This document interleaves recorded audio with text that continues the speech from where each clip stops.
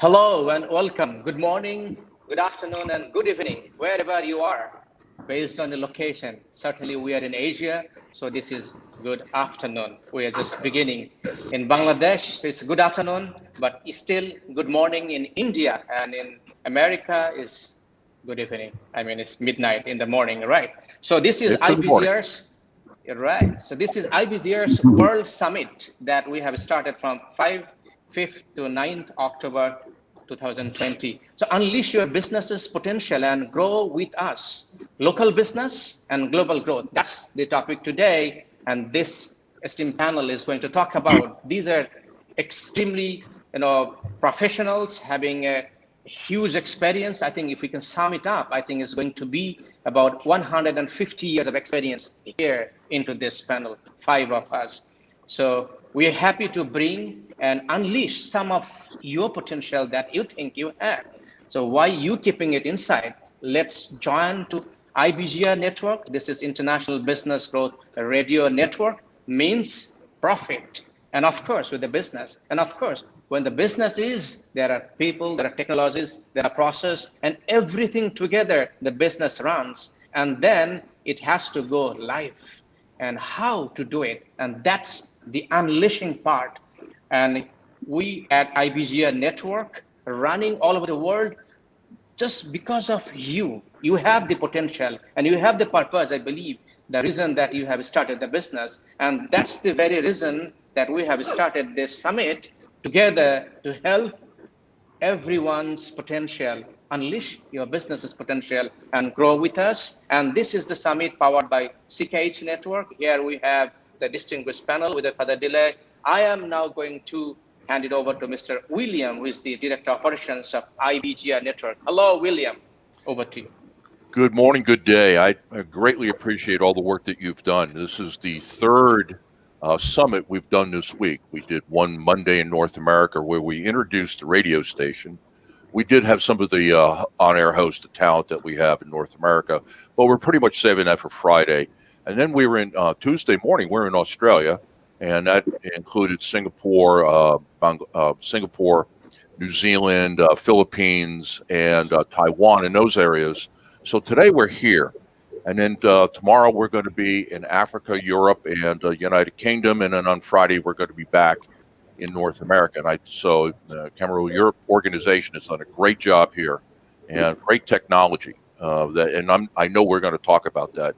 But let's talk a little bit about what we're trying to do here with the summit. IBGR stands for the International Business Growth Radio Network.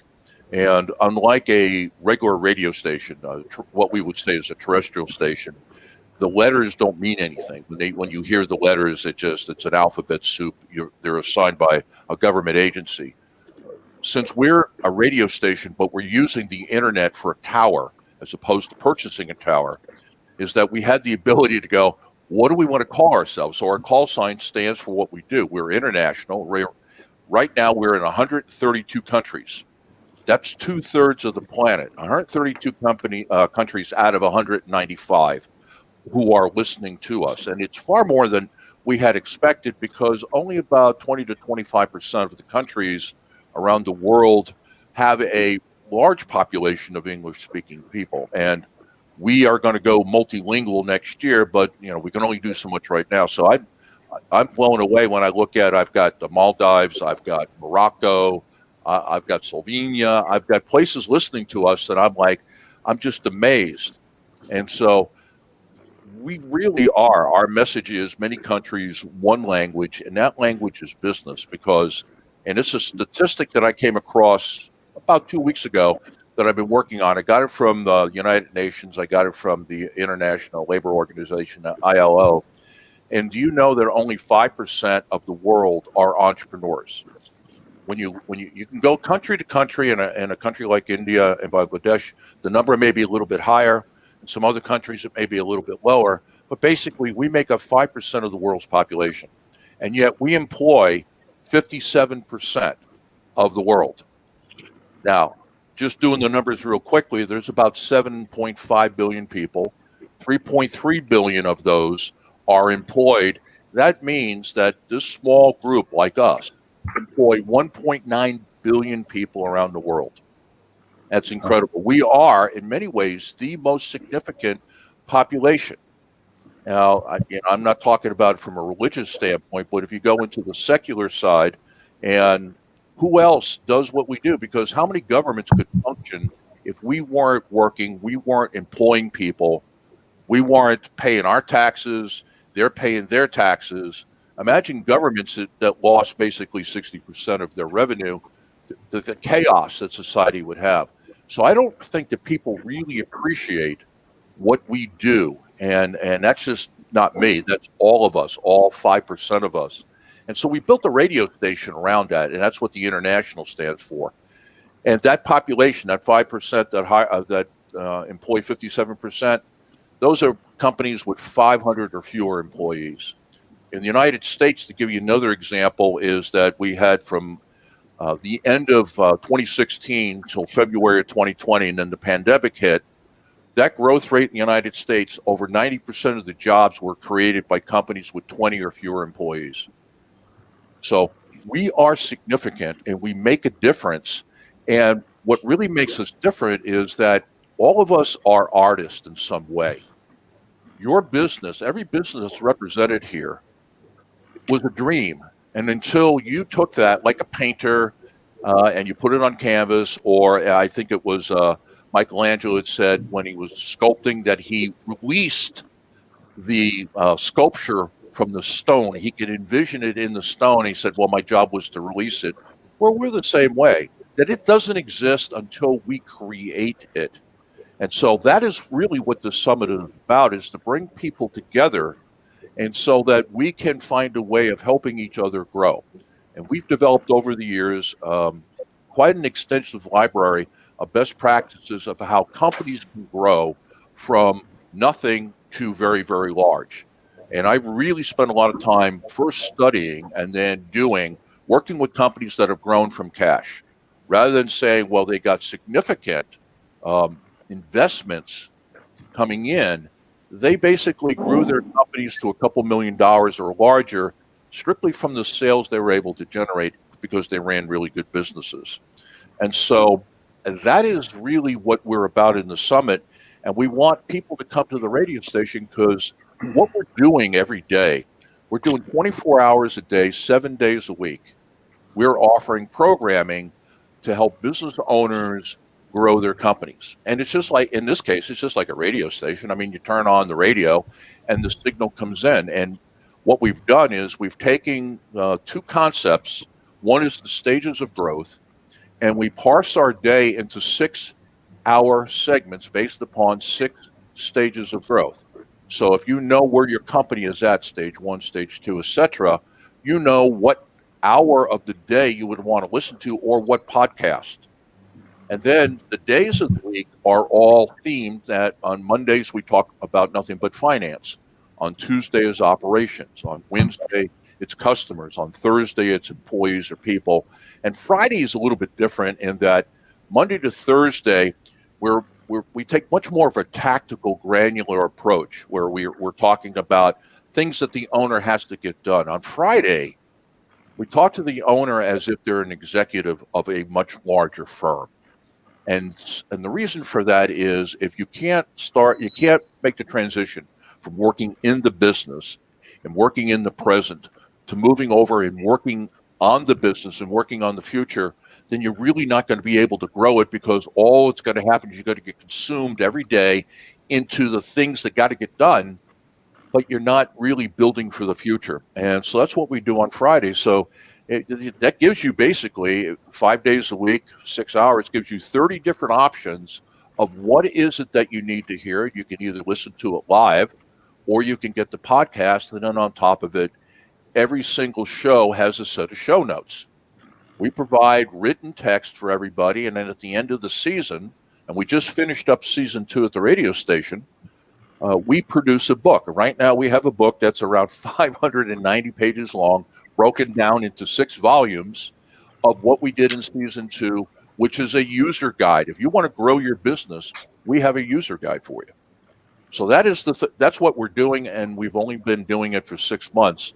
And so what's remarkable is the amount of incredible talent that we've been able to join with us. I guess is the best way of saying it, because we may have started this, but we're certainly now that we are a community of business owners. It's no longer about the radio station. It's no longer about what I'm doing or anybody that's here in the United States. This is about everybody around the world.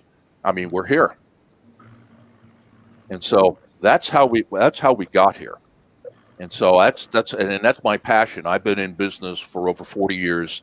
I've had 5 companies. I'm a serial entrepreneur, and I had a couple successful companies. And really what happened to me was that I had my success early, and then I had a failure that almost wiped me out financially. And it was one of those, how'd that happen? Because when you're very successful the first couple times, you begin to believe in your own press. You begin to get some hubris or some arrogance. Oh yeah, man, I'm good. This works. And it's when it didn't work that I was going, how'd that happen? And that kind of got me onto this path here. And so, and I'll talk a little bit more about that because I spent some time doing economic development work in Africa. And that's when I went, this is what I should do. Doing large corporate consulting was fun. I learned a lot, but this is what I should be doing. And it just took a while to figure out, how do we deliver that to the people that really need it? So that's kind of where I've been coming from. So, Kamrul, talk a little bit about your business and what your dream, what your passion is. So it all started, I think, in 2010. I have started my little humble career, if I can tell you like this. In 1997, I was undergrad student, and I had to work for my tuition fees because my father, at the time, his salary was $50. So at the time, in our currency is 3,000 taka. So I'm coming from a teacher's family, and we have 4 brothers. So I had to earn my living. I mean, for my food and my tuition fees, because I'm alone in Dhaka. And in 1997, I started selling books on the street, selling Encyclopedia Britannica on the street of Dhaka. And that's where I have started. And still today, I believe that's the best possible things I've done in my life. Memory-wise, experience-wise, learning-wise, ground-wise. Think about it. I'm selling books on the street, on the signal, and people like you. And then that actually gave me the path to walk into the corporate, and also present myself and sell the books, the same very books. So that's how I started my entrepreneurial mind and journey, even though I was a student in 1997. And that took me another part-time work, doing some research and also the people connecting job, because I found I really started loving it, talking to the people and neglecting, and also some naysayers, some looks and some things, what I mean, right? That kept me going, and that really gave me inner inspiration. Okay, that's the thing, you got to do it. Hey, come on, there is something maybe. So that really connected me. And that third job, again, selling the credit card. I wasn't graduate at the time. I'm talking 2001, this third job. And that took me to HSBC. At the time, it was Hong Kong Shanghai Banking Corporation. So to one of the branch, which is now located just opposite to my office right now. So I was selling card, and the manager called me, hey, come on. I was really scared. What is going to tell me? The manager is a big, I'm a student. And then he said, you want to work with HSBC? Come on. I was thinking, he must be kidding. Who doesn't want to work for Hong Kong Shanghai Bank, the world's local bank, the largest bank in the world? I think he must be kidding. I didn't submit my CV. And then again, the very next day, I came to his branch employees to sell the card. He said, a couple of days later, hey, come on, why are you not giving CV? Then I thought, okay, he must be serious. Then I gave my CV. I started working with HSBC in 2001, full-time. I haven't graduated ever at the time. So then ultimately I worked for 5 different multinational companies like Ericsson, Huawei, Jetty, Dun & Bradstreet, and one of the local bank called Bragg Bank. So in this time, I was actually not happy. I was not fulfilling my passion. It was some disconnect with my core. So, and then I got some question, who are you? Who am I? Who do I want to become? And how do I want to create my legacy when I am leaving this world? So these questions actually drove me crazy 10 years. I was not able to find because I was unhappy in the corporate life because that's not the thing.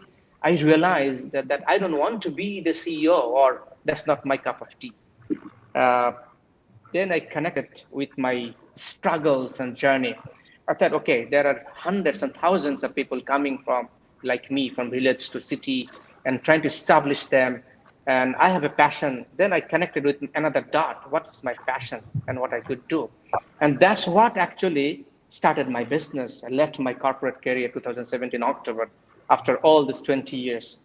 And then now my passion and purpose is connecting and helping these people who has a dream, who has a hope, who has a belief, and who wants to do something in their life. How can I help them? Because I have learned the hard way.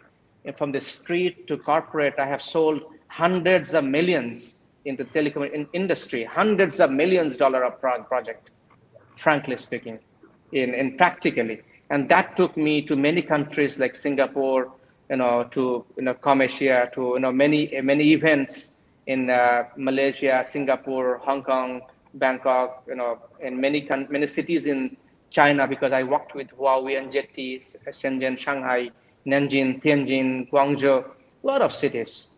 And then I realized, okay, so while I have learned this, now I want to help the executives and also the young executives, young talents, and also the entrepreneurs. What's their struggle? So that's what I actually started to do after leaving my job, because I found my passion.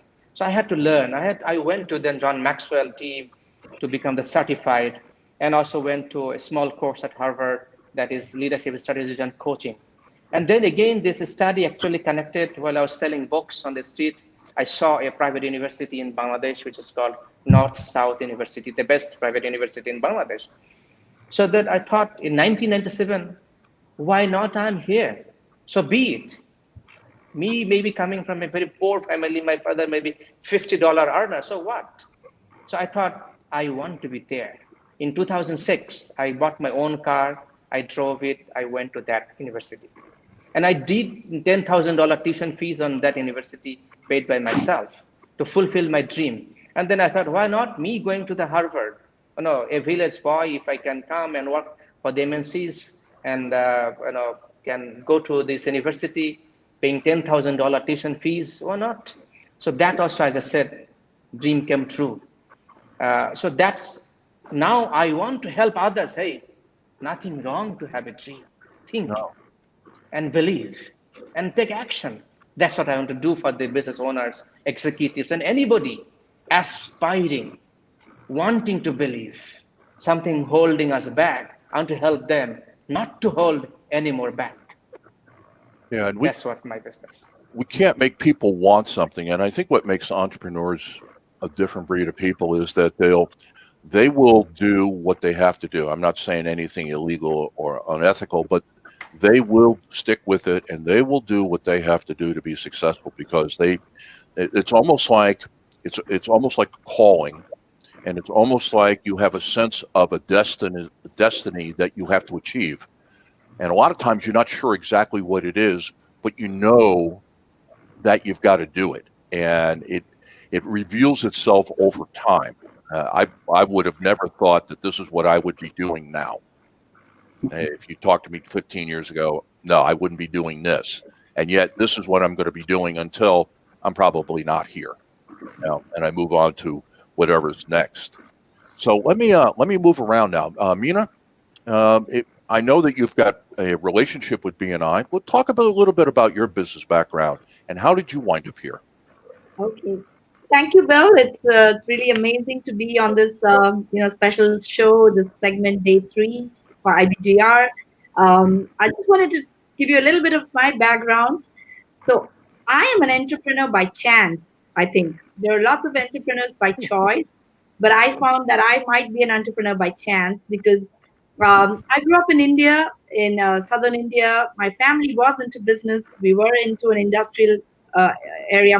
My dad and his brothers. So when I grew up and I did my bachelor's in IT, I thought, the 9 to 5 is the greatest life that you could ever have. And I was promptly married off and shipped off to the United States. I joined my husband there in Chicago. I started working at Leo Burnett. That was my first job, my first, opportunity to experience corporate America as well. It was very exciting. It was all new. And I thought, yes, I'm kind of going on the right track, and I enjoyed the journey. I actually liked working and learning from different people in the organization, but I also it sparked my interest in media. I was in the IT, but I was, doing programs and software that was helping, Leo Burnett being one of the largest ad agencies was buying media spots, where to put the billboard on O'Hare and what demographics the radio, the TV shows go on. And I kind of got interested in media at that point in my career. And then life took a little bit of a detour. I had my babies, and my husband, who was working there as well, he got offered a job in India to come back and start, an MNC offered him a position here. So we took the jump. We came back home, almost after a decade and a half in the US. Came back to India, started, looking at the opportunities. I was at that point not wanting to go back to my career full time, as you might understand why. And I was Yes. getting my feet wet back home in India, and I thought it's time for me to probably do some consulting and keep my, passions alive with my UI, UX, and web related work. So I started a company, a small consultancy called Scion. It was a simple journey started off, and we were doing websites, and all of the digital marketing was not yet in the forum. So I was, and that's the point where I entered BNI. I got to see the first chapter in Bangalore. I was setting up my consulting firm, and here was a network that helped me reach out to more people who could access my services. And so I became a member of BNI. This was way back 12, 13 years ago, right? That's my start. And as we proceeded, I ended up having different roles that I played in BNI. I also, at a point, bought a franchise, and I still hold a franchise there in the Chennai region in India, along with my co directors. And then proceeding further, my company started to grow. So it became not me anymore. It wasn't a consulting firm anymore. I had a co founder, Sudar, who joined me. And then, my team started expanding, and I had about 30 people working for me and early 2020. And that's when the next phase of growth happened. And I was, speaking with the BNI CEOs and the top teams. Our company was providing a lot of services as as their client. Scion was serving BNI as, a service provider, and they were expanding their digital footprint. And that's where the magic happened. We ended up speaking, the CEO and me, and he was ready to go ahead and bring Scion in-house as an acquire the company and merge with BNI. And I took the big leap, not only for me, but it was also time for my team to have a bigger play. And that's the way we merged. And July 1st, I took off my co-founder and CEO hat, and I put on the president of Scion Social hat, and continue to grow the business from Singapore, supporting the team from here.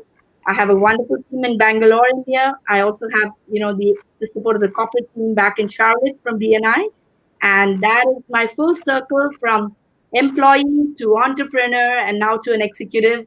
So I think I've enjoyed all the three, but I can tell you with all my heart that the entrepreneur journey was the most, blood pumping, thumping, enjoyment. You go through all the roller coaster, but at the end of the day, when your head hits the pillow, you feel you've done something. And I still carry that energy, even in my executive role. I think it's very clear to everybody who works with me. And this is my little story. And back to you. That's a great story. And what's interesting is we all have different stories, and yet we all have the same story. Yeah. It's all about having a dream and then having the passion and the persistence to stick with it. I want to say that Jan said hello, and he was on, and thank you, Jan, for Dreamful, and I appreciate your comment, Amit and Uma. So we've had some people come in and join us, and if you got any questions, please pose those, because this is a great group to ask a question of. So what I'd like to do now is I'd like to move down to Rashmeet and talk a little bit about your business. And we had a real interesting conversation the other day, and I thought that was really interesting. So, because we do have a few things in common. So, talk a little bit about your business and your dream. Okay, so my current business, I'd say, is titled Pencils and Pistons. It's I have built it over time, I'd say. The concept has been a work in progress for the last 8 years now. Um, I worked in different fields to realize what are the potential problems that we as students, like Kamrul, I started pretty young. I started working in a startup to find myself and find my passion at the age of 17. And over time, I have evolved and learned that there are multiple challenges of what students face, particularly in my industry. I'm a mechanical engineer specialized in manufacturing systems. And, you know, in current times, we are facing such a challenge. And, it's particularly enhanced by the COVID-19 pandemic. We are moving towards Industrial Revolution 4.0, Industry 4.0. And the people who are actually in the industry predominantly have had no access to that kind of education academically, or even, they are so slow to adapting those changes in the industry. We are a very traditionalist industry. So there is this huge gap that needs to be bridged. Even the fresh graduates who are fresh graduates and people who are masters right now are doing their PhDs right now. There are so limited in number who had such digital literacy, in place. And starting from 25 all the way till 60, people in the industry, there are very, very thin bracket of them who actually understand that we are on the path of digitization. And 89% of the companies accept that, yes, we need to digitize, that's the way ahead. And yet only 12% are on the path or have the manpower to proceed with it. So this gap was pretty shocking to me. And it was again from like a personal learning that if I don't know it, my mentors don't know it, my senior executives that I interact with don't know it, where are we headed? And this pandemic was like an eye opener. And I said, you know what? This cannot wait anymore. I'm going to start something right now. We need digital literacy for digital economy. And that's exactly what we started with Pencils and Pistons. We'll bring together people, like you said, create an open source community, teach them the stuff. We all need to learn it. And that's exactly what we are doing. And at the same time, another parameter came to my mind that I have been the only woman in the room for very long when, it's all been male, pale, and gray for me in the industry, particularly in the heavy industry manufacturing side of it. And there is so much that one can leverage from diversity in the traditional setup. So this is where I merged the two ideas with my co-founder and went like, you know what, let's influence the diversity and the digital trends in the heavy industry and just change it once and for all. So that's how the open source community and the work, got started, and here we are. And it's a great story. And what got me, one is I'm an engineer and so are you. Now, I'm an environmental engineer, but still, it's the fact is engineers were kind of weird anyway, different people. But the open source thing, I found interesting because, in a sense, this radio station is an open source. It's like a software package. And one of the business models that when we were putting this together, we copied was Linus Torvalds, who was the father of Linux. And he wrote the base code and then gave it to the world. And now you have what is the number one server software in the world is Linux based. It's all open source. So the radio station is pretty much the same thing. We set up a calendar, we give people some ideas or schedule some ideas of what to do. But when you get on, it's your show. And so you're building your code on top of our code and how powerful that's going to be. We're going to be the operating system of the world for small businesses in a couple of years. And so as you and I were talking the other day, I was like, wow, you were talking the same thing that I was trying to figure out how to do that. Because I knew it was right. I just didn't know how. Absolutely. It was pretty much the same thought process, I'd say. And I consider myself very lucky that I had the opportunity to work in different types of startups, and some were social ventures. So I got that aspect of it. I was working on ground with, it was centered on women empowerment in India and, imparting the women in workplace, a knowledge base. So all of that was done on an open source basis. And that's exactly what triggered the thought process that, people do need that support, and specifically in countries in South Asia, with so much population there, the access is limited, and internet is powerful. Just marry the two of them, create an open source community that they can access to, and that's exactly what we've been doing. And I have to say, I'm not the only one running open source communities in India, and we have a very solid network of such people. And interestingly, all of us are happen to be from the same age bracket. We believe we have very recently gone through that challenge of not having that access to the right content at the right time. So we are, kind of following what Steve Jobs says. Exactly what the problem is. Just make it your venture, and that's what we have been doing. And yeah, I mean, I personally believe in open source and collaborations because it has taken me and my fellow associates to a level that we can't, really believe. When you are 17 and you want somebody from a picture organization to trust in you, that's not an easy thing. You don't have the credibility. But having them fund and pump millions into a conference after 8 years you're organizing for the same company is a scene to look at. And that's exactly what I measured my success at. The same company at 17 said no to me. 8 years later, they approached and said, I'll pump millions into this. Just do it because it's amazing. So that's the power of open source, I'd say, and you're being open. Yeah, and without getting into the software part of it, open source is simply as each one of us are adding our code, and then as we work together, that code gets bigger and bigger, and it becomes much more powerful than something that's a closed system, like say what Apple does. It's very difficult to be a developer for Apple if we're talking software. But you've got a great open source company right there in India, Zoho. An incredible organization of what they've built software wise.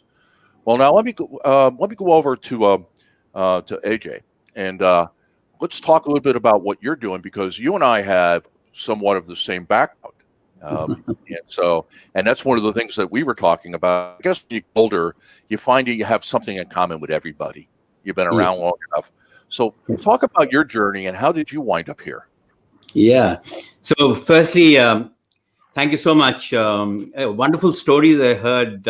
Everybody's Rashmeet's and Kamrul's and Meena's, what amazing stories. But before I share about myself, allow me, Bill, to really congratulate both you and Donna for creating this wonderful platform.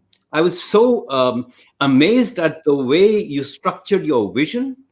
And yesterday I saw a message from Donna which mentioned you're in we're in 132 countries. That's right. 68% of the globe in about 5 to 6 months of operation. So my congratulations to you, Bill, and to Donna, who's really supports you in your vision. So many congratulations for that. So and you have that right. It's not me. It's us. It's us. Yeah. All of us are in 132 countries. Yes. And talking about that, Bill, since you mentioned this right now, I loved something which you said. And where you said that the IBGR success is a derivative of the success of each one of us. And everybody's on this platform. That was some amazing thinking. And it really propelled me to hop onto this platform. So thank you for all that thinking, and really appreciate that. So I'll just give you a snapshot about myself, Bill. Well, I've had 3 distinct career transitions. So my first phase was in the military, where I spent nearly 25 years as a cavalry officer. I was also a senior military observer with 2 consecutive United Nations missions in Cambodia. And then I commanded my tank regiment. And one day, 11th December 97, I can't forget that date. It was on an operational mission on my tank that I suffered a serious injury in that mission. And that was really the pit moment in my life. And I could feel the ground against my back. I reached that stage. And that led me to take premature retirement from the military. And then came my transition from the war room to the boardroom. And the next 15 years, it was this transition why I served in corporates and I led both domestic and international businesses, spanning nearly 40 countries as the chief business officer. And so that takes 40 years. And from the last 5 years, I'm really, I'm seriously realizing my passion to coach, teach, equip, and empower leaders to optimize their potential. And it was not an easy transition. The story behind that was I had decided in my mind many years ago, and my wife used to always tell me, I'm never going to retire. I will re-energize, but I will not retire. And that gave me a burning desire within myself, Bill, that I want to graduate from success to significance, implying I had a very successful career in the military, in the United Nations, leading businesses. But then it's not all about your success at some stage. And maybe I was in that stage. It is about making others successful. So that is where I transitioned and got into what I'm doing at the moment. And that's really also a combination of my passion and my purpose to make the second half of my life really count.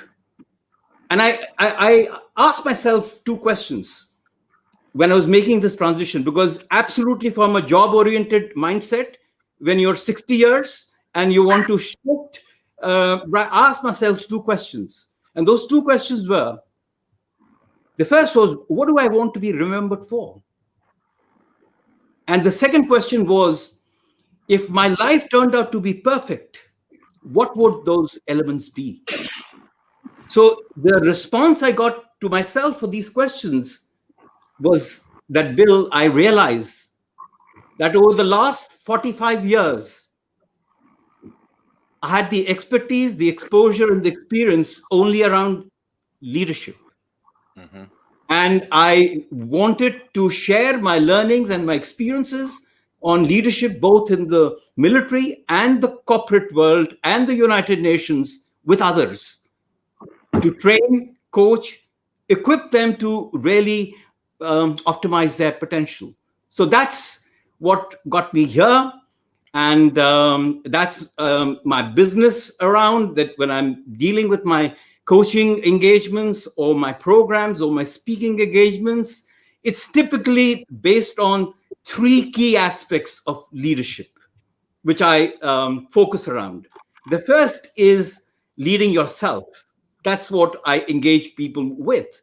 Leading yourself, because unleashing your own power within, because there's a lot locked up. There's a lot of genius which is locked up within us, just waiting to be birthed. So that's the part of being, as to who you are as a leader, your being. The second dimension I coach and focus on is connecting, is leading others. And that's all about connecting, is about collaborating, is about building trust, influence, relationships, and developing executive presence, all that bucket around one word, connecting. And the third dimension I focus on is leading businesses. That's about inspirational leadership. It's about business performance. It's about market leadership. It is developing the complete potential of a company for it to manifest in the market. And that word I put is doing. So all my business and my coaching engagements, my speaking engagements, my programs and my workshops are based on these three words: being, connecting, and doing. And to that extent, I've coached with IMD Business School Switzerland for the high performance leadership program. I'm a coach with John Maxwell team, like Kamrul just mentioned. And I've coached senior management in various corporates, including some Fortune 500 companies. And I'm enjoying these two journeys which converge, the journey of my head and the journey of my heart in what I'm doing.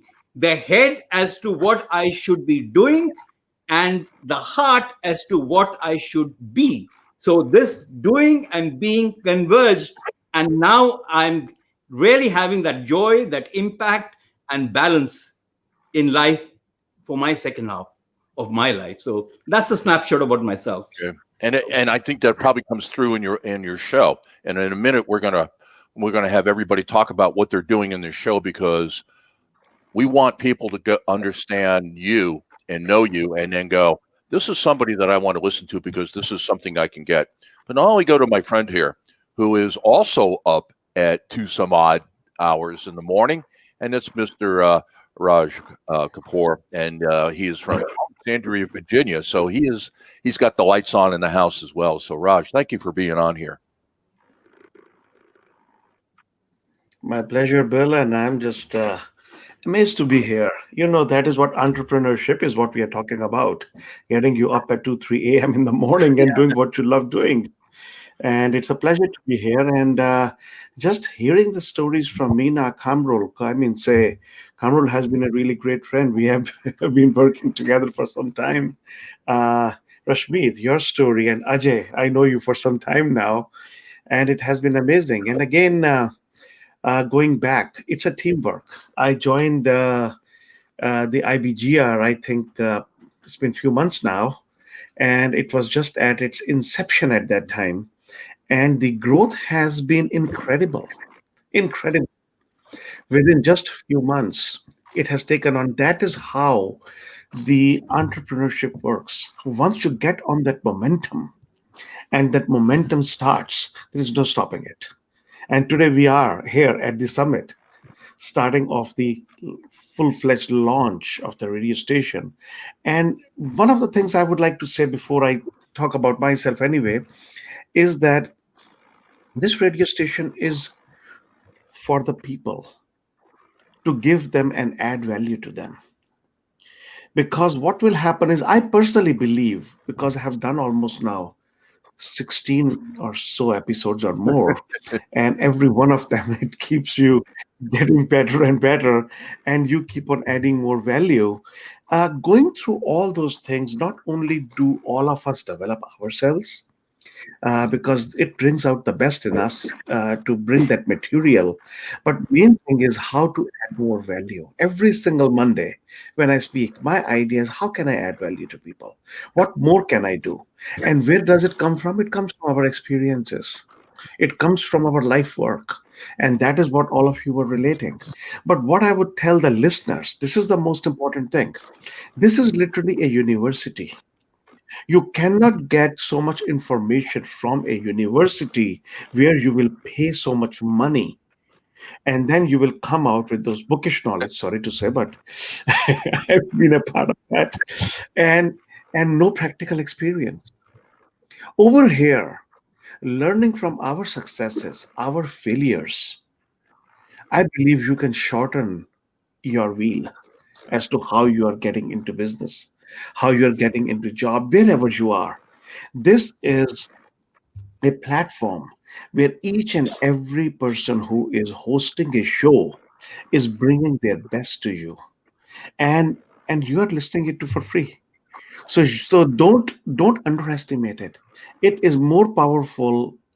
The information here is more powerful than you would get at a school, college, or a Yeah, because university. and Raj is really hitting it, because one of the things that we do is, if you have somebody on the air who's talking about a topic, like Raj has been a fractional CFO, he's talking about finance from somebody who's done it. And that's really, and you hit on it, it's really the difference is that this is not an educational program, because you're not talking to professors. Most of the people here have taught at universities. You're listening to business owners talking about what they have done, both good and bad.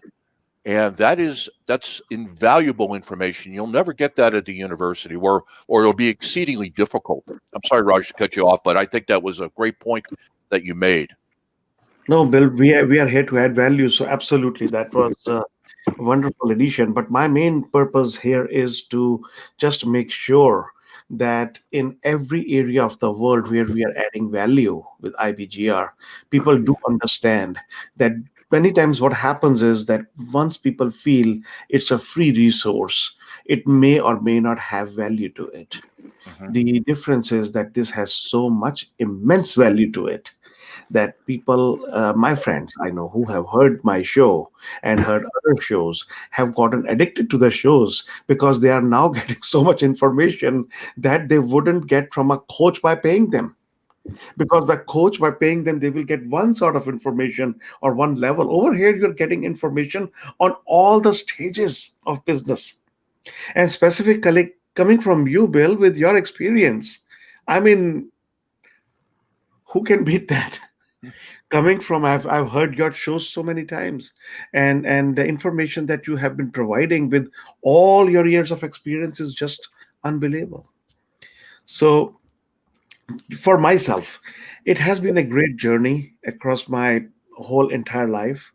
I am from India originally, New Delhi, and I studied. My schooling was in India. My parents were teachers.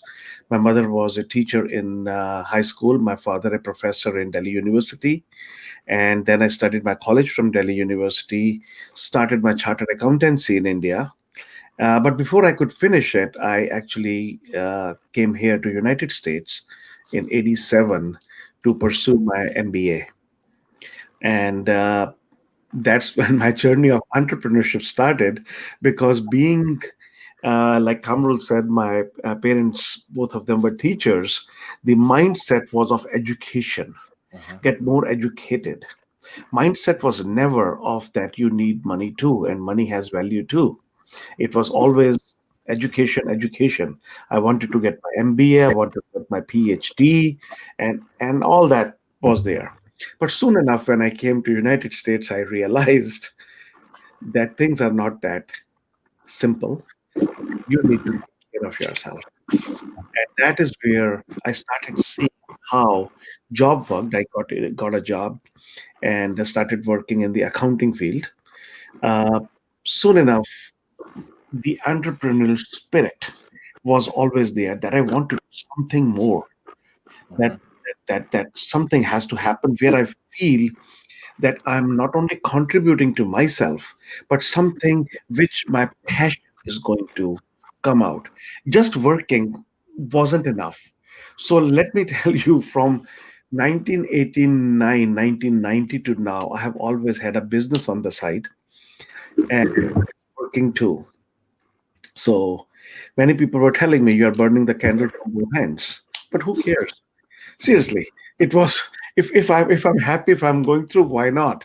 Now, I'll go over two things: failures and successes. Because I believe that until you face a failure, you really do not know what success is. Failure could be small. I would say if you are having failures, try to make them small, but they are important. Don't brush them aside, learn from them. John Maxwell says, failing forward, that whenever you fail, get up and you are one step ahead. And that is what started with me. Soon enough, when I got a job, it was not a very high paying job in the beginning.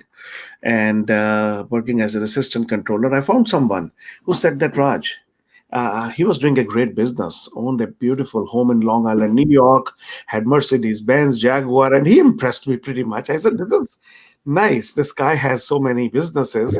And he took me under his wing with my brother, and he said, if you can invest some money with me, we can open up a business where you can make over $100,000 or whatever. At that time, that was pretty good money. It's still pretty good money. It's still pretty good money. I'm not saying that, absolutely. But at that time, it was pretty large. And he was at that end, as at least what I thought. And I was just had started my job. I took $10,000 from my credit cards and gave him the money to start a dress business, ladies' clothing dress business. Long story short, he was a swindler, and we opened up quite a few businesses. I learned a lot from it, no question. My brother left his promising corporate job to be full time in the business and everything until we found out that this guy had actually filed for bankruptcy before he even met us.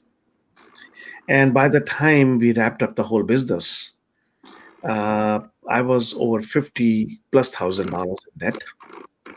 And at that time, my really great friend and CPA told me, Raj, you have no option. You need to file for bankruptcy. And now, coming from a family of parents who are teachers, this was something against my culture, against me. And finally, I started reading books on finance. And this is after getting my MBA, by the way. That is why I'm telling you that my education did not help me there where it should have as to what to do with the money. That's where I started learning all about money. Started with the first book, which was The Richest Man in Babylon. And once I read that book, I said, now I know exactly where I had gone wrong. That's the time I said, I'm now going to make sure that I am going to pay off all my debt, be debt free, and I'm not going to file for bankruptcy, even if it takes me the rest of my life. So, creating my own systems, my spreadsheets, and everything, working and getting more books, Think and Grow Rich, and then tons and tons more, learning, getting the practical knowledge. I Within 3 years' time, I was able to pay off all the debt and be debt free. And then from that time, the great thing happened was that I didn't file for bankruptcy because after that, I grew in my job and I came at the level of a chief financial officer. Now, if I would have filed for bankruptcy, who would have trusted me with the money? I was working with government monies, billions of dollars. Who would have trusted me with that? And so all those things coming into purview and practice gave me that insight as to what I did was the right move. But later on, with my job as a CFO, which lasted for over 30 years, all my specifically, I filed for bankruptcy. Who would have trusted me with the money? I was working with government monies, billions of dollars. I'm being repeated, I guess. Yeah. Uh, I think something came on, but that's fine. That's what happens on live radio and live on That Facebook. was my fault. I was checking to see who was into Facebook to answer any Okay, questions, and I no clicked problem. this out. My fault. That's okay, Will. Absolutely. It's late anyway, so it's fine. But coming from there, what I did was that all these years I became a specialist in going into organizations which were actually failing financially. They were really doing great work and everything, specifically nonprofits, but failing financially. And I uh, came in, was able to turn all of them around. But as I said, with that, my entrepreneurial spirit was always there. And in 2014, I had been studying all these books and everything. And I said, now what I really want to do is to do and study something every day. Either listen to a video, listen to an audio, or read something at least for 30 minutes. With my job, it was really difficult. I had tried it for years, but it didn't work. And the reason I'm telling it because this really helped me change my whole perspective and my career and get into my passion as I am where I am. So at that time, I declared it. I put it on the Facebook to all my friends that this is what I'm going to do. And if possible, not possible, I'm going to blog the things which I really love. And so I created a website called Experiments with Success. And I said, now I'm going to blog whatever I like. So for that whole year, I every single day either studied, listened to something, or watched a video. And then by the end of the year, I think I must have blogged over 100 times at least. Got a following. But what happened is that completely changed my perspective. That is the year I joined the John Maxwell team. I became a certified coach, teacher, and trainer. And that shifted my and I took Darren Hardy's course, and I loved it. He actually sent me a card uh, thanking me for whatever I had done. It was really great. But that started getting people in to my life, uh, which I to putting me towards a level what I want to become. And from there, the journey has been of growth. I got into better CFO jobs because of this at much, much, much higher level. Was able to realize every dream of mine. Had the businesses, as I said, on the side. But in 2019, I left my job.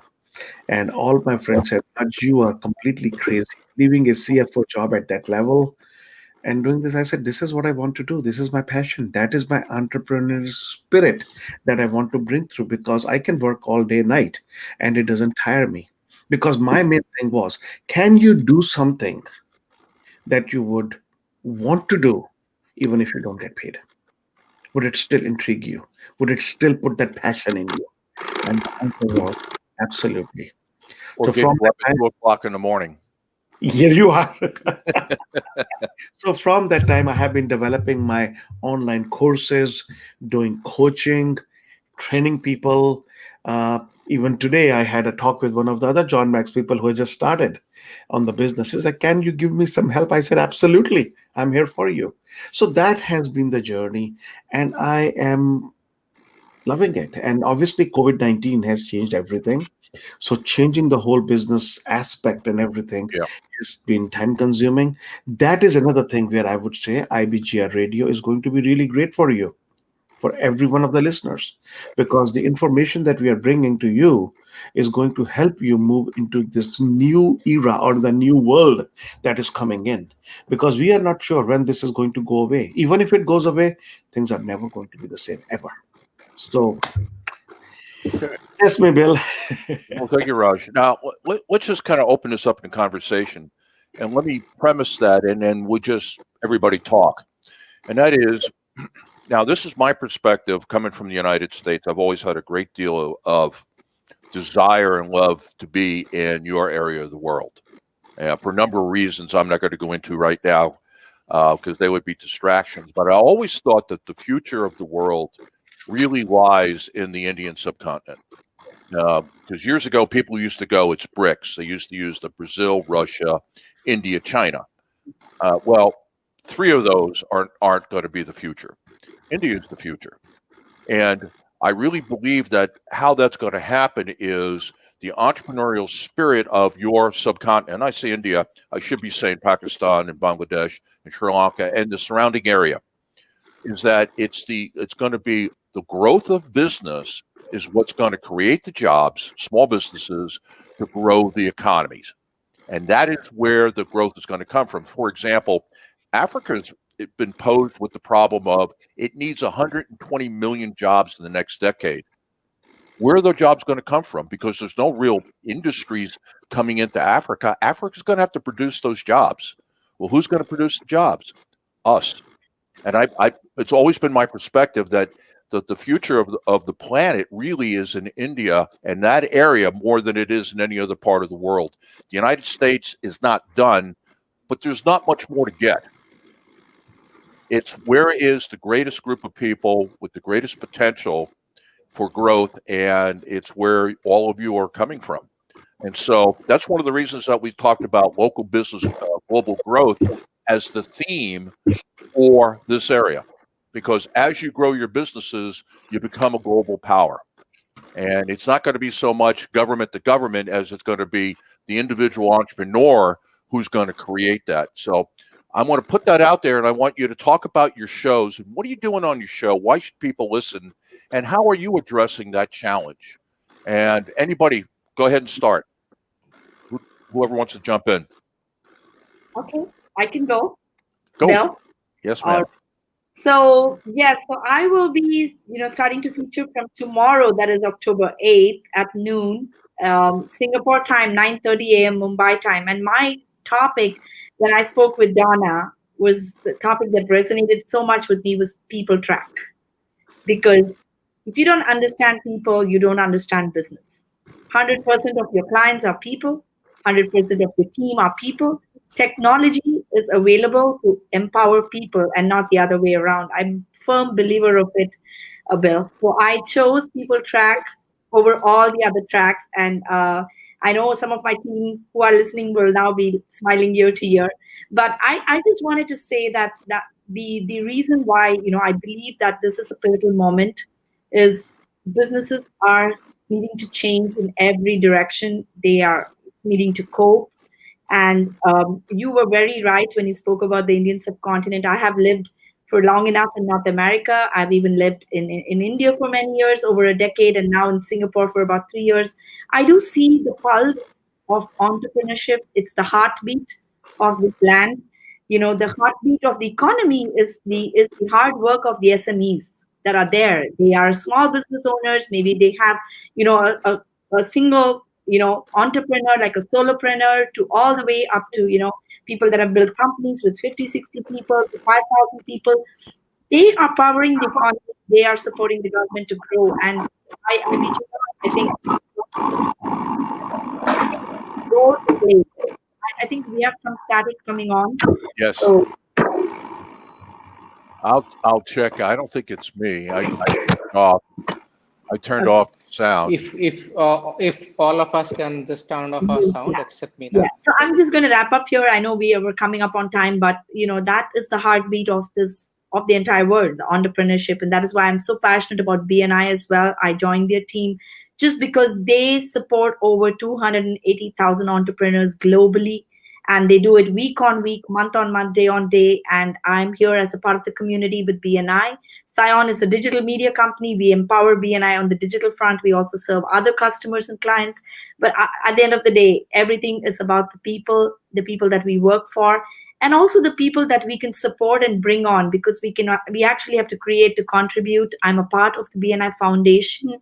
They are a 20-plus-year-old foundation that supports children in education. I'm on the board, and I work very closely with underprivileged children. So I think while we are climbing up in our career in life, we definitely need to reach and bring over people that are underprivileged or who do not have the same opportunities. I'm a big believer that what goes around comes around, and these are the two areas why People Track is my track.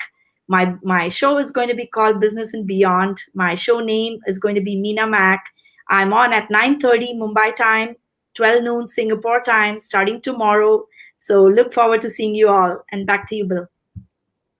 Got it. Thank you.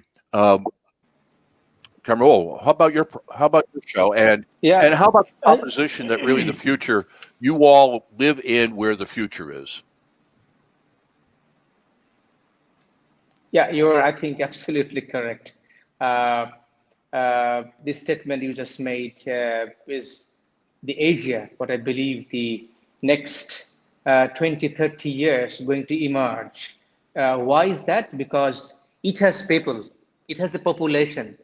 This is the fundamental. If you segregate this from the population further, that is the youth part of the population.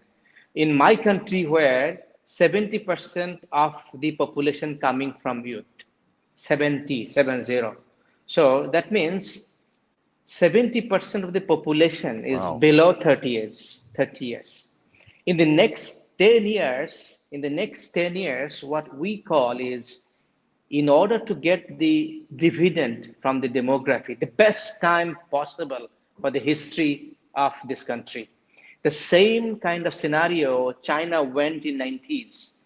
They had the same scenario. Now it came to the Bangladesh, into demography wise, and India and this, Cambodia, Thailand. So the fastest growing economy is actually in this region. So that's why the potential is significantly lying in the next 10 years. It's not only the theory, it's the practical perspective of the industry, different businesses, as the COVID-19 is actually happening. This even creating more opportunities for this part of the world. Why is that? If you think about the outsourcing, if you think about the digital, technology outsourcing, creative sources and everything, who's going to do it for the businesses in Europe and America and Latin America? It's just this part of the people, because they are youth and they can do it faster. They can do it in cheaper, compared to, compare to Europe and America.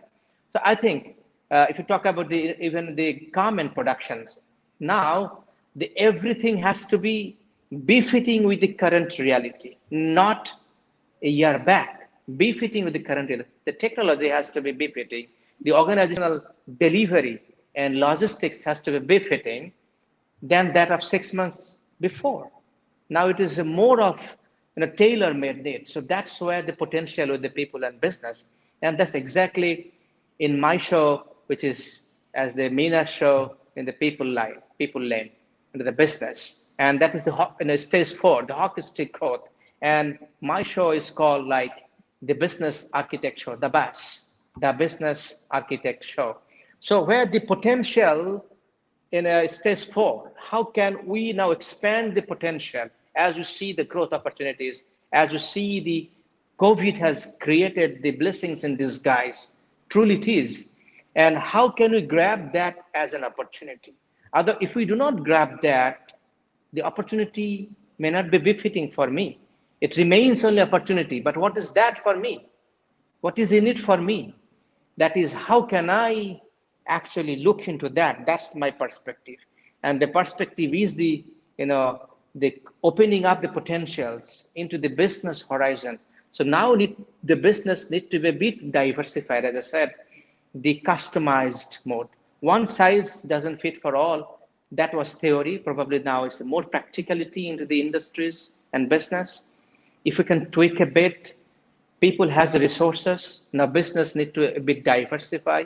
If you have more service-oriented industry, now how can you reach the service within using the technology, the forefront?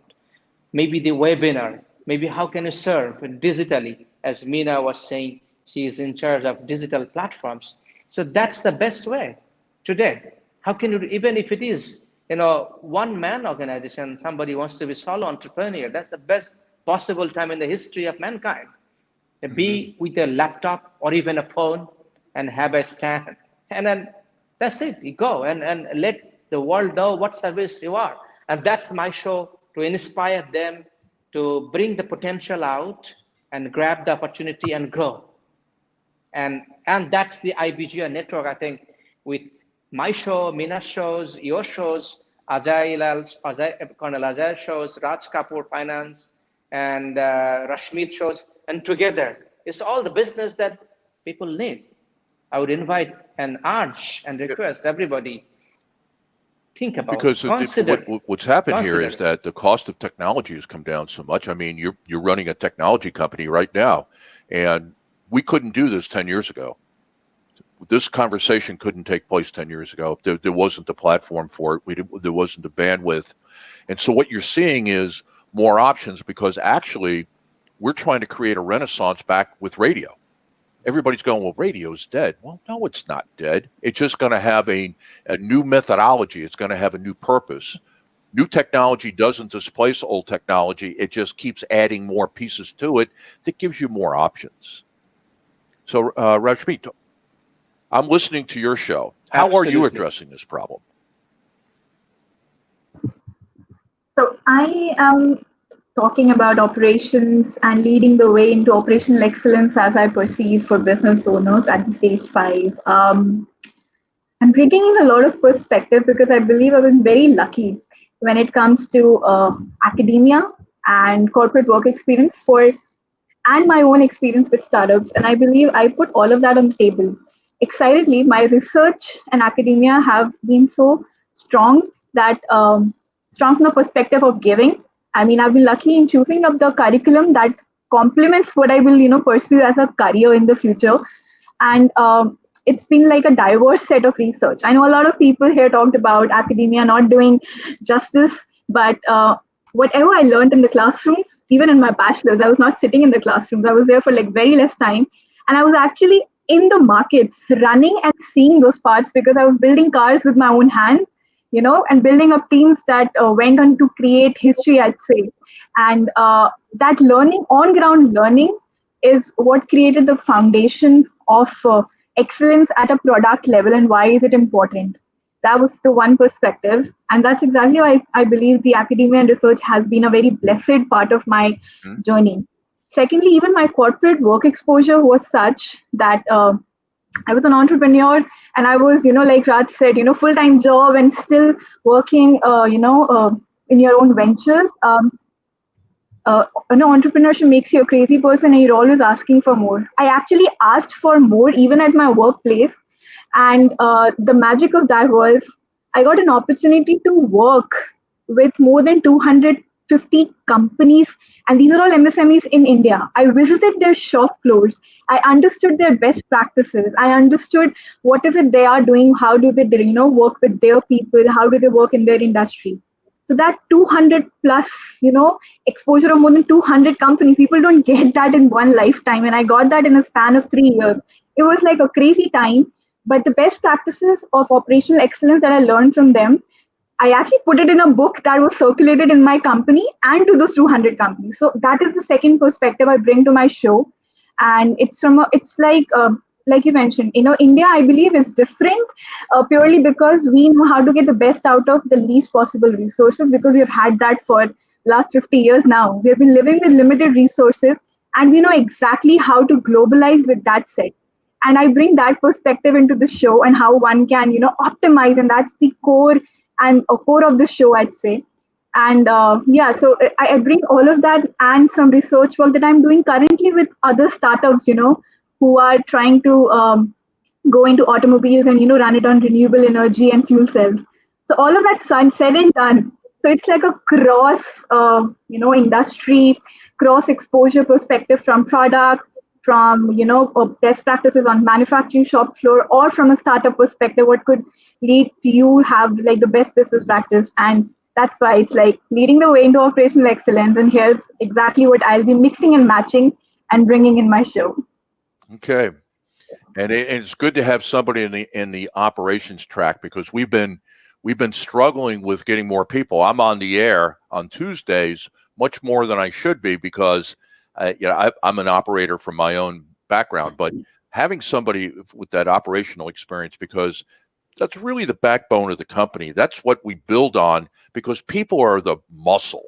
They really bring the muscle to the business, but there's got to be bones. We got to put bones in there so that we can put the muscles on it. Otherwise, the company's kind of like an amoeba. It has no real form or shape.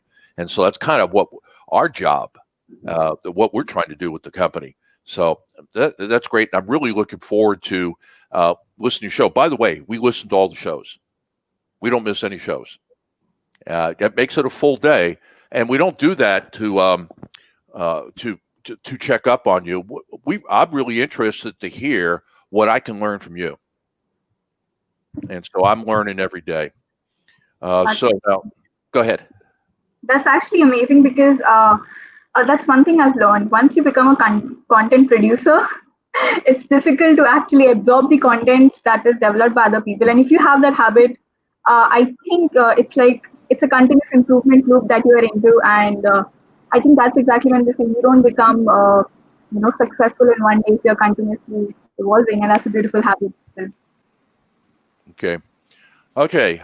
Let's. How do you address that issue of that the future of the world to some degree is where you live, and it's going to be entrepreneurship that's going to employ people and raise the wealth? How does your show address that? How do you get at that issue? Sorry, Bill, you talking to me? Yeah. Yes. I'm sorry. Sorry, it got muffled, so I couldn't hear you clearly. Oh, okay. So now it's clear. So my show. So I'll stay specific on my show. My show is Leadership, and it's about people in stage 3 businesses. And what stage 3 businesses are, where they're getting into the next act of their business. They've built a foundation. They have growth. They have consistent revenue. But now they need to build and fix some things which are missing. So the show is going to address that stage of business, Bill, what you explained earlier. And why have I called it Leadership? Because it's about shifting the leader's capacity, the leader's ability, and the leader's effectiveness. And since both Raj is here and Kamrul is here, and we're part of the John Maxwell team, all three of us, and I think John Maxwell puts it beautifully and powerfully that everything rises and falls on leadership. So no business can ever grow beyond the ability of the leader to lead people and beyond their leadership effectiveness. So that's with that as the header, I structured the topics and looked at those topics from 4 essential lenses of leadership. That was, the first was the passion lens. The second was the people lens.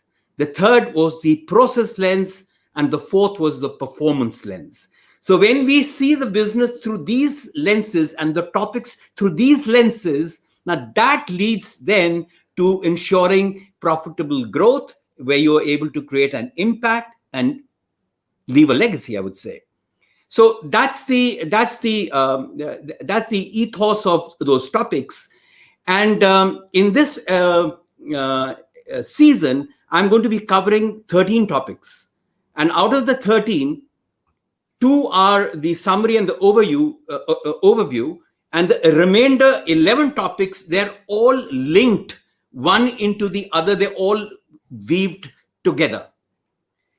So the first key issue which we want to talk about, which is I feel extremely important, is creating a culture in the company where everybody in the company is mission oriented.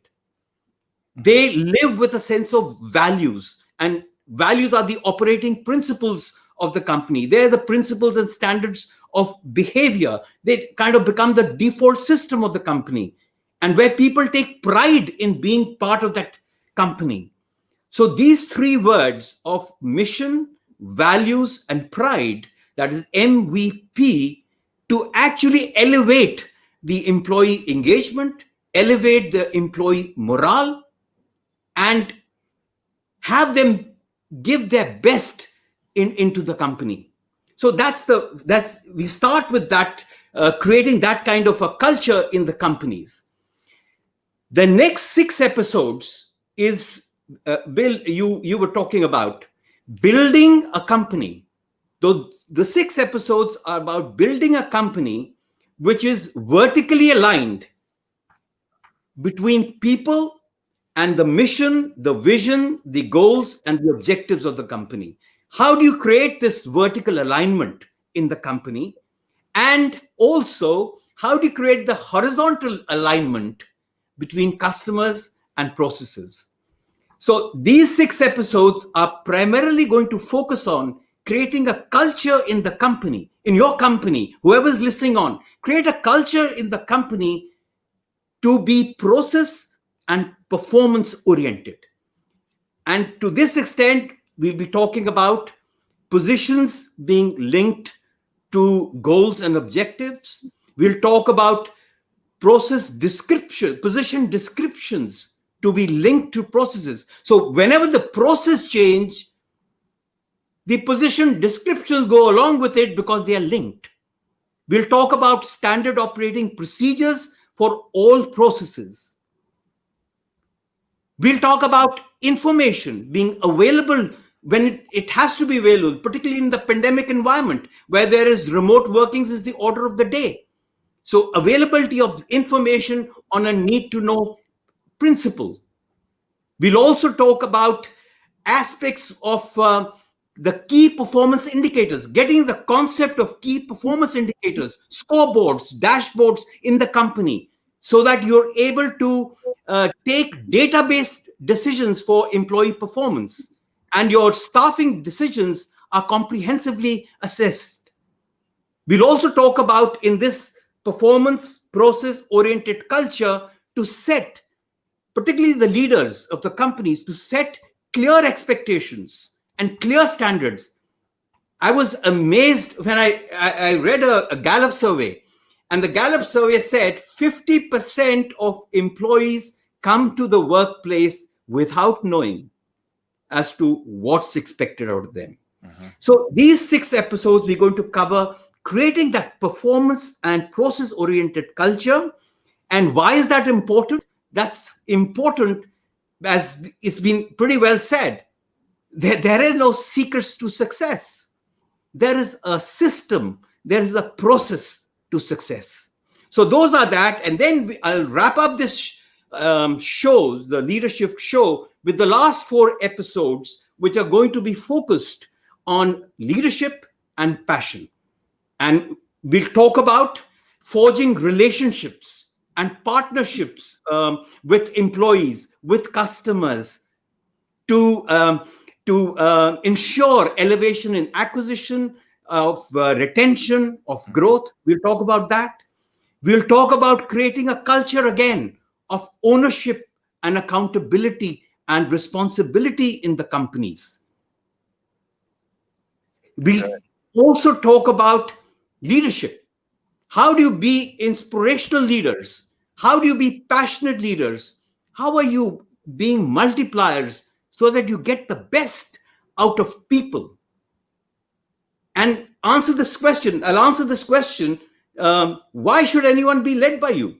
There's got to be some reason why somebody should be led by you.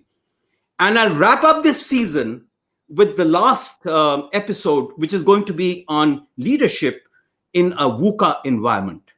Because that's the volatility, uncertain, complex, ambiguous. Bill, you know that well. That's a term of the military. It's picked up from the military and is being used by strategic business leaders to describe a rapidly changing situation. So I'll share my experiences both from the military and the corporate. How do you lead in an environment which is so dynamic, which is so volatile and uncertain? And I'll focus on 3 key aspects, and then we'll wrap up that season. I'll focus on the mindset. I'll focus on the mind, because the battlefield is in the mind. And we have to learn to be its commander, not the soldier. That's the bottom line.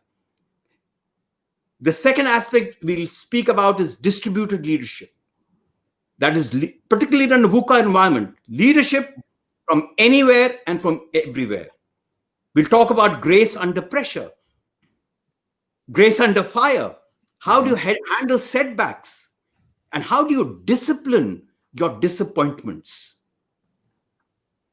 And decision-making is key in a VUCA environment. How do you ensure that you lower the level, that the decision-making is made at the lowest level possible, which ensures agility in decision-making and moving ahead? So those aspects in a VUCA environment, and communication. Communication in a volatile and uncertain environment is critical. And communication needs to ensure, and we'll talk about that in the episode, it's got to be based on facts, brutally honest with facts. It's got to be based on hope. Yes. And it's not airy-fairy hope. It's a rational basis of optimism that we have to share with people in ambiguous environments. And we got to display empathy, emotional understanding of others. So this is a helicopter view, Bill, of the flow of the leadership session, the 13 episodes over the coming season, and one builds on the other to ensure that once they've gone through that, they are now positioned to get into the next level of growth, which is that hockey stick growth. So that's a snapshot, Bill. And that's a lot. And for everybody that's listening, the way that we've organized the shows is that we operate on a business quarter. A season on radio is a business quarter. So we basically go 3 months. Bill, we cannot hear you. Oh, did you lose me? How's that? Yeah, we all can hear. Oh, okay. All right. What I was saying is that we organize everything on a business quarter. So every season at the radio station equals a business quarter. We just started the 4th quarter of the year. And so there's 13 weeks. So what happens is that the first week of the shows is going to be an overview of what we're going to do. And then the last show is a summary of what we've done. So we got 11 shows where we're going to be covering topics, just as we were discussing, a drill down on each one of those topics so you can put that together. And if you think about it, you can mix and match because you got the topic of people, you got the topic of leadership, you got operations, you got finance. What part of the business that you need help with, it's on. And if you can't listen to it live, the podcasts are made available to you. And so let me talk turn this over to Raj here for a second. And one of the things that I really like about your show and what you talk about is that the fact that your business needs to be kind of a money-making machine, that there's more than one way that your business creates income and wealth for you and your family. Absolutely, Bill. Thank you. And first of all, I loved hearing everyone and what their shows are. And as I had said before to the listeners, see what you're getting. Isn't that going to be amazing in next 13, 12, 13 weeks? It's just going to be golden nuggets coming from people who have made it, who are making it, who are doing it every single day. Nothing can be better than this. That's how I can say. And I don't believe there is any other show in the world like what IBGR is putting out right now. No other show is giving you this value across the world. And soon enough, I believe this is going to be the number one show going all over the world, specifically given that the value that is being added here is just immense. And second thing is, anybody who wants to get into business, even people who are in jobs, doesn't matter. These are valuable things that everyone needs to understand and get to know, because we are going over every aspect of the business, every aspect, going from people to finance to leadership, everything. And we have experts. So my show actually is on the startup lane for the entrepreneurs. And the reason I took and chose this lane was because I believe, because I have gone through different stages all across my life. As I said, I've had many businesses, and one of the best things I would say is not only the passion, but the satisfaction you get once you make your business successful. And one of the businesses, so I have had many failures, yes, I learned from them, but what we build on is on successes. Now, before I go into this show, what I really want to say is that many times when people have small successes, they just sideline them. This is just little, I need this big. My thinking and whatever I have experienced in my life is that you need to celebrate those just successes, because those successes are going to put your mindset at a level where you will keep on growing. I know everywhere people are saying, oh, failures is what you learn from. Go with the failures. Yeah, I understand failures are there which can tell you, but successes are what are going Failures to get keep on. tiring. Exactly. Yeah, exactly. So successes are needed. So celebrate small successes. And one of the successes I had on a business which I started on a shoestring, was able to generate millions of dollars a few years in a row for us. So that is why, for me, being a startup level and teaching about that is imperative. Reason being, if you're able to set a solid foundation as a startup, that is the only way you can grow properly. And that is where I set it up in such a manner where you lay your foundation, that you have started your business and how you work towards that. So, what I start first is with goals and mindset. It took me a long time and hard time to find that your goals, but your mindset itself is of utmost importance. Because without the right mindset, without the wealth mindset, as I said, if you do not have the wealth mindset and you get into the business, well, I understand many times you have the passion to run the business, but business does not run on its own. Generation of money is imperative for a business. And so you need to have that. Otherwise, what's the use? Money, as I said, with many organizations as a CFO, I found that the passion for most of the people in nonprofits was for the mission. They went for the mission, they went for the programs. They just left the monetary part alone. And they were on the verge of failure. Many of them closed down, I know. Many of them, just because they didn't pay the attention. So that is imperative to understand the mindset. Start with the goals as to what you want to achieve. Keep those goals flexible. Because bottom line on this is your goals and your plans are going to change as it goes through.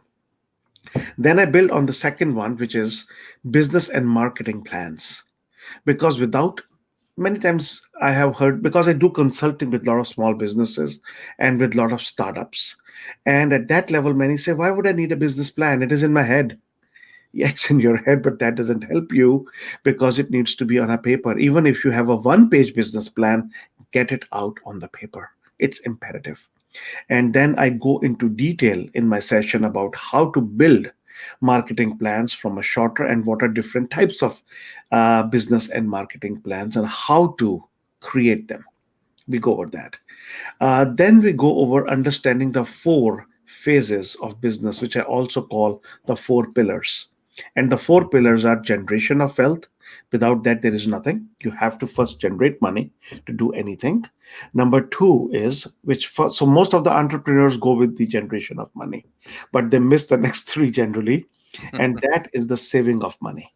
That is paying yourself first. You must have heard that hundreds of times, pay yourself first. But most of the people do not understand that concept in how and what it means. To understand that, listen to that show. That's how you will know. Okay, that's the bottom line. And the second is that savings. Number third is the growth of the money. How do you grow your business? Invest back into it. How can you make it larger? And final thing is protection of business, where I said in my story earlier that I lost the money because I did not do full research. I did not protect myself. And so I lost all the money and got into so much debt. So you need to understand all the four phases of business. This is what I teach also. I have a course called Guidance to Wealth. And in that Guidance to Wealth, I go over all these four phases and the mindset. And it's a 12-week program. People take 8 weeks online and then 12 week of actual coaching that goes with it. And that has helped a lot of people. Then the next part comes in, and as if you see how I'm building it, these are all the things that are needed in order to understand and build a solid Yeah. foundation for a startup. Next is funding. So many times startups are solopreneurs, people who just put their own money in and they start their business. But many times the growth can come very fast, or sometimes you need more funding for something because a great idea can come in. So what are your options? And that is where we go over a lot of options that you can utilize for funding. Many times people say debt is bad, never have debt. Well, you're in a business.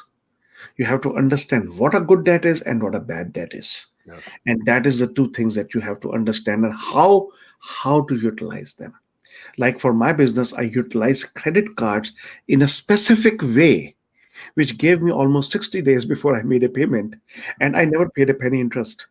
But I use that money. So I Yeah. explain all that under the funding aspects. Then comes a customer acquisition cost, lifetime value, and retention of a customer. How do you retain a customer? Do you have customers? Because most of the companies, what they do is the sales team is there. Their job is to get a new customer. Once the customer comes in, it goes to the secondary people who are trying to please the customer without knowing what the original talk was. And so many times the customers will leave and they do not are not satisfied with the first aspect. So how do you keep the customers? How do you make sure that you retain those? Because what you can do is selling to an existing customer is 50 to 60 times easier than selling to a new customer. And most people don't capitalize on that. So we talk about that. But first, do you know your customer acquisition cost? All the money that you're spending as a startup, how much does it cost you to acquire a new customer? It's imperative because many times new businesses do not pay much attention to it, keep on doing the marketing, advertising, and if it goes for too long, you're out of business. That's how bad it is. And so we talk about that. And then the lifetime value of customers, that if you spend $500, I'm talking in American terms, $500 to obtain one customer because of all the expenses you have, how much would that customer bring you in a lifetime? That's what you have to understand. So that we go over that.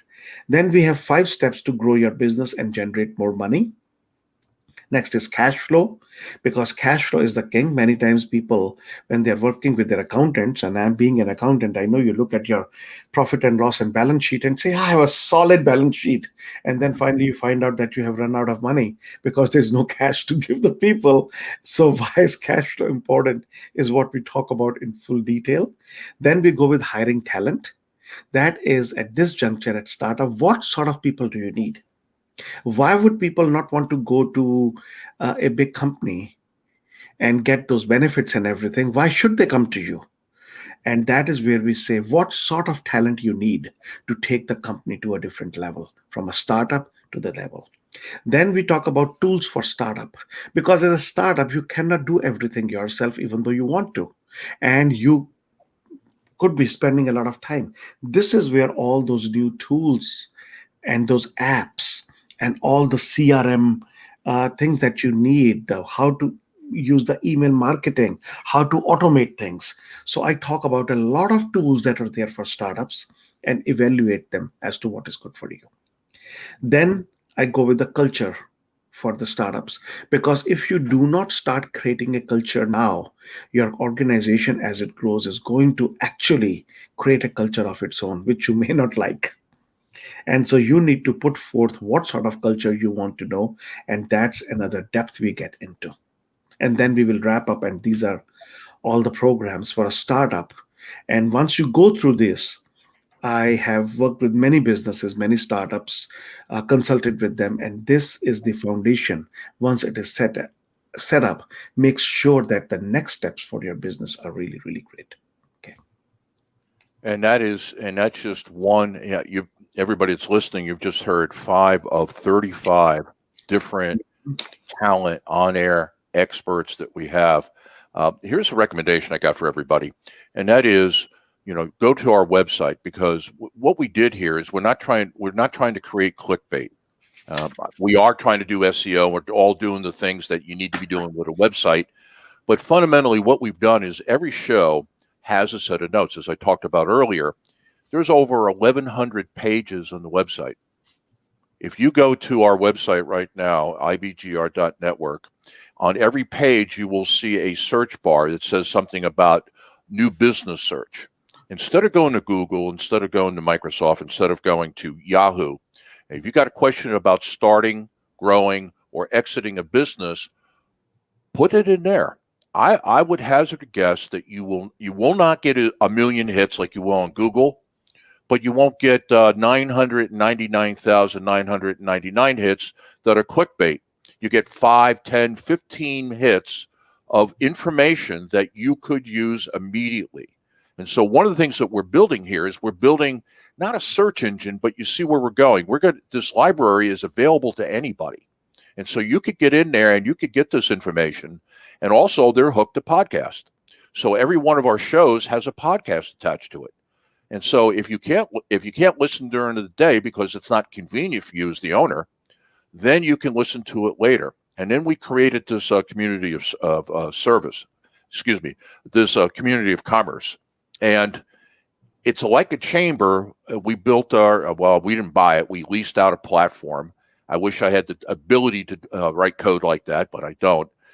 We have a platform where you can come inside, and it's free. You just come in. You've got to sign in, obviously. But then what will happen is you get access to all the materials we have, because some of the things we don't make available on the website or over the radio, and you can begin to build a relationship. So if you want to talk to Kamrul and you want to build a relationship with him one-on-one, it's right there. And so you can get basically the mentoring, the coaching, consulting, whatever it is that you want to call it, what verb works for you, is that if you've got an issue with your company and you're trying to do something, if you're in our community of commerce, you're going to get access to our talent, and we're growing. I mean, the day is not far off where we're going to have about 80 on-air hosts around the world. Each area is going to have a whole set of experts that you can go to, and we're creating a business directory, a place where if you need help, you need technology help, you've got some options here with people that are well vetted, and you can see what they're capable of doing. And so we're building the website as a resource for the business owners. And so you got the website, you got the radio, you got the community. Between the three of those, I think what we're able to do is help you grow your company, whatever your dream is. I can't tell you how big you want to be. I can tell you some of the research. Let me share a little piece with you because I think you might find it inspiring. We looked at the companies that went from $0 to $1 billion. And I spent about a year doing research on this. In fact, a friend of mine wrote a book on it. And part of our research we shared. Do you know it only takes four reinventions to take your company to $1 billion? 4. That's it. Now, what happens is that the first time, let's say your business potential in its current configuration is $5 million or euros or pounds. Pick a number, 5 million something. The next time you reinvent the company, you're not going to go from 5 to 10 because the first time you went from 0 to 5. The second time you're going to go from 5 to 25. And the third time you're going to go from 25 to 200. And the fourth time you're going to go from 200 to $1 billion. And so that's what type of growth is possible. We have that technology. You're hearing that technology right now here in the summit because it's sitting right here. And so we will show you how to do that and take it to the next level. I'll be quite frank. We have the capacity of this radio station is someplace between 12 and $13 million as it currently configured. That's what I think that we have the ability to do. The next time out, if we reinvent this, we take it to the next level, it's probably a $100 million business. Now, you can sit down and you can look at your business and you can do the same type of calculation. You can look at it and say, the way it's currently configured with the people I have, I can get it to here. And then what is my path to go to the next level? This is the type of resources that are available to you if you just listen. You don't even have to come into the community, you just listen. But if you come into the community, then that puts you in a special situation. And, you can talk to any one of us. I had a phone call tonight with somebody that came in about 10 o'clock East Coast time today. And we had a long conversation about where their business is at. So that's what's available. And that's why I'm really excited about this because, again, I've only built the little pieces. This is really now not mine, it's ours. And we're doing all this together. And I'm really excited about growing small businesses because I have been wanting to come to the Indian subcontinent my entire life, and I have not got there. And now I'm going to get there. I'm going to show up. Never knew that. My great-grandmother was a Brit, and I hate to talk about the past, but she was born and she lived in India until she was 16 and went home to England. And I was a little boy, and I grew up with her stories of living in India. So I've always been, I've got to go. And so I just haven't got there. I can't explain it, but I'm going to get there now. Because the next time we do something like this, it's going to be done there. We'll use technology, but we're going to do it there, not here. Yes. Any closing thoughts anybody has? Anything that you'd like to add about your show, come listen to you, or promote your business? Because that's the other thing I want to say to you is that if you want to be a host and you've got you're a business person, you got a message, please come in because my first priority is to grow all the businesses here. My first job is to bring more business to our host. When you're on, you are representing your company. You're not representing the radio station. You're representing your business, your company, because our philosophy is if you're growing your business, you're growing the station. And so if you're interested, just come to the website or you can send me an email, programming@IBGR.network. And that's my personal email. I'll get it. And if you'd like to have a show, I'd like to have you on. But my job is to grow your company. So that's part of our relationship. You're giving your time and your expertise to what we're doing. And now my responsibility is to help you grow your business. So closing thoughts anybody has about your show, your business, getting people to listen? So Bill, I heard you speak yesterday, and that was very inspiring. I heard you in one of the other summits, I think in Australia or somewhere. where you spoke about you already progressing to the next level. That I heard you speak that in the Jan to March quarter is going to be demand-based programming. That Oh, yeah. means that means that, okay, now we've kind of laid out the topics, but now depending on what questions the listeners put in or what they want to listen to, so the next quarter, what I understood, January to March, we'll be kind of talking about what the listeners want to listen to. So I think that was a great vision and a thought again created by you, Bill. And I appreciate you bringing that up because, yes, you see, what we've always wanted to do this where I'm a manufacturing guy and I'm a lean. I grew up in lean manufacturing, and the rule of lean manufacturing is you never build anything until it's bought. You never build on spec. You have a customer, they want it, they tell you what they want, you make it. Right? That's the way to run a lean company. Well, I want to run a lean radio station using the same methodology. Now, if we put on radio and we said, okay, I'm getting on the air for an hour, tell me what you want to hear about, it may be a lot of silence for a while until you get a following. So we decided that we would establish schedules to generate, to get hosts in and to generate listeners. But the day is coming, and it's as soon as we're through this, like the middle of October, we're going to start having all of you go to your listeners, your customers, your clients, your friends in business, and get them to tell you what topics they would like to hear. And we're going to collect those in December. We're going to decide how to arrange those and schedule them. And when I say we, I mean we. Because in January through March, that season is going to be all the topics that people want to hear about are the topics that we're going to be doing. And you will decide which one of those are yours and how you're going to do them. So right now we got a little bit more structure to it, but I wanted to get all of you comfortable because you need to develop your own on-air personalities. And the big thing I want to do right now is develop you as on-air host. You're already smart. You already know what you're doing. You don't need that help. I want to make this comfortable for you so that you can get on and you can really shine and be whoever your on-air personality is. I mean, I have friends that if you heard them on the radio, you wouldn't know it's them because it's their alter ego, and they use a different name. The guy that was my program manager at the last radio station, he's on the air. He has a different name when he's on the air. Why? Because he's a different person. So that's why we built a structure to make it easier for you to get on, because if you haven't done a lot of radio, it can be a little bit intimidating. You got the equipment, and then you go, oh, I'm live, and people listen to me, and you're second guessing yourself. I don't want any of that. I want you on, and I want you ripping. I just want you to go, and this is who I am. And if you're having fun, they are enjoying listening to you. People can hear you smiling.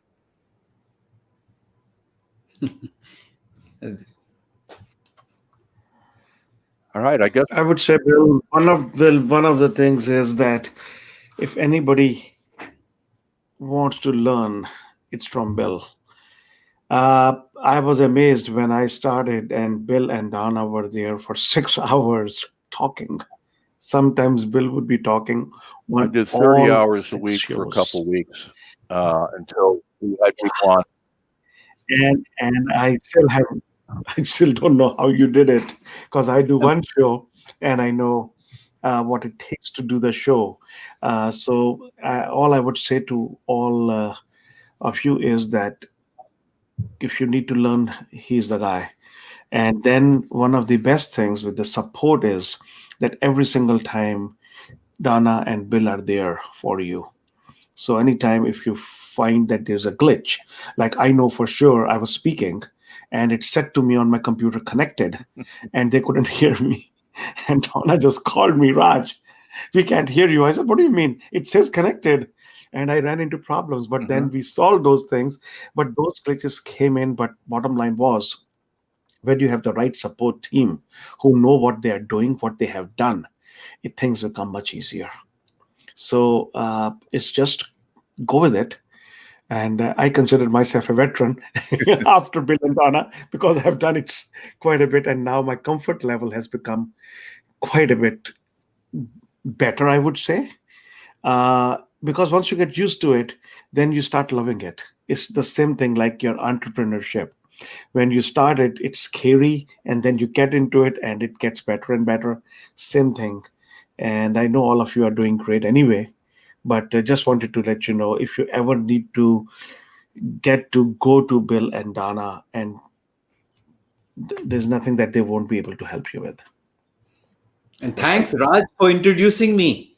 You were the person who introduced me, and I got the first kind of briefing from you. And then Kamrul, we had a conversation to introduce me to Bill and Donna. Thank you so much, Raj, for that.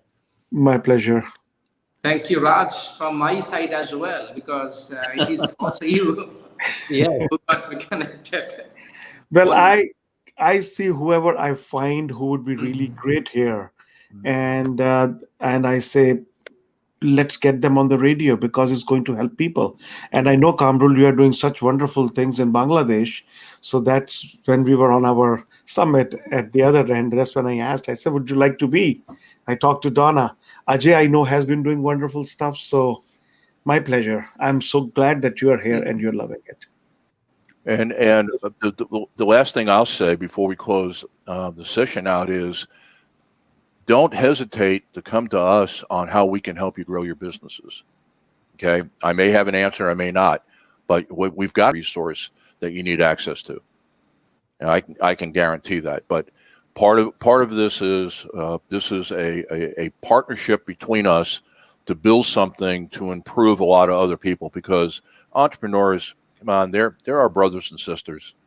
That was my experience in Africa, is that when I went to Africa, my first session, I was doing economic development with small business owners, doing basically this. And I hadn't done it before. I was doing corporate consulting. And I was in Accra, Ghana.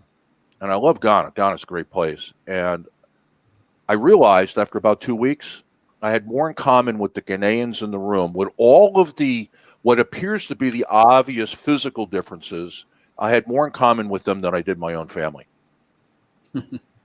Because we were all alike when they got talking about their fears and the challenges they had and the things they're trying to solve. I mean, I could have told the same story.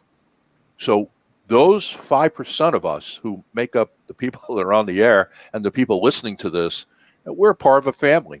And so we just haven't had a family reunion yet, because we got to know each other, and then we can have a reunion. So that's really what the power of the radio station is. And I can't tell you how much I appreciate what you all have done and contributed so far. And Kamrul, especially you and your organization in putting this together. Is there anything that we can do for you to help you promote? Let me know. Okay. And we've got some platform things I want to talk about later on. Okay. Sure. All right. That's why also open invitation to everybody. So come and join and grow with us, because this is the platform, and this is together, and time is also calling to be together and grow together. Come and join us and share the journey. That's my message for everyone those are watching right now. It's a great message, a great way to close. So, Bill, I also just add one thing, which is maybe helpful to some listeners, because that thing has really helped me through my life, through my military career, through my corporate career. And that 4 words of, since we are in the people lane, is people first, mission always. So this is something which I really adopted. This is also the mission of the Indian Air Force. And if we are really focused on ensuring people come first and mission always, all the operations and the marketing and the customers, everything falls into creating an impact and always delivering on the mission. So I just thought I'd just share that with everybody. That's a great one. I really like that. People first, mission always. I come from the United States Coast Guard, and we had the same thing. It's missions and people. That's it. Yeah. Yes. Missions and people. All right. Well, everybody, have yourself a great day, Kamrul. Thank you very much. Give my regards to your organization and everybody in there, OV, and everybody who helped. And we will be on the air. It's Wednesday there, right? Oh, it's Wednesday Yeah. here too. What am I saying? We're going to be on the Yeah. air tomorrow, and we're going to be coming from UK. We're going to be coming from Middle East, and we're going to be coming from Africa. And so make sure you're there. And I think the time is. Da, da, da, da, da, da. 4 minutes to Yeah, 4 p.m. here we're in gonna Singapore. be on the air at 1 o'clock in the afternoon, London time, is when we're going to be on the air tomorrow. So please join us and come over there, and we're going to have a kind of a different approach than what we're doing here. And then, of course, on Friday at 2 o'clock Eastern time, we're going to be doing our last show out of North America, and you get a chance to meet the North American team. So everybody have a great day. Thank Raj, you. go to bed. Thank you, Thank Bill. you. All right. Thank Thank Thank you, you, Kamrul. everybody. Kamrul, thank you Thank you. so much. Thank you so much, Kamrul, for all the support. Thanks, Bill, so much. Thanks, Meena. Thanks, Raj. Okay. Anytime. Take Thanks, care. Bill. Right. Thanks. Bye. Good night.